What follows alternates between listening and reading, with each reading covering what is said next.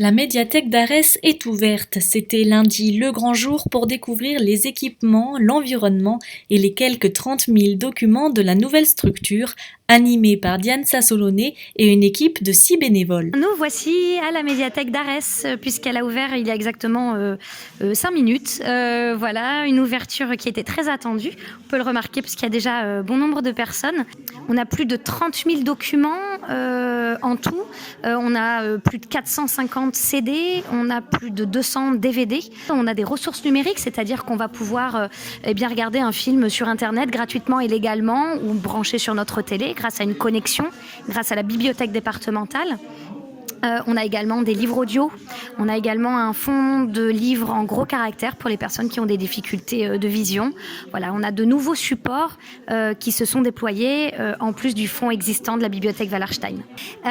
Et on va retrouver tous ces fonds sur un espace plus grand que effectivement la bibliothèque Wallerstein. On est sur une surface plane de 400 mètres carrés qui permet l'accessibilité aussi, puisque dans l'autre bibliothèque il y avait un escalier.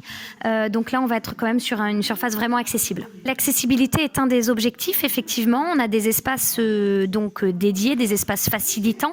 On a développé un fonds facile à lire. On a reçu un label du ministère de la Culture. On a 200 documents en fait qui sont adaptés pour des personnes qui ont un accès difficile à la lecture. Ça peut être de la dyslexie, ça peut être des troubles de l'attention, ça peut être une concentration limitée. On a également un autre engagement qui est celui du développement durable, on va dire l'éco-responsabilité. On a envie d'avoir une démarche un petit peu réfléchie.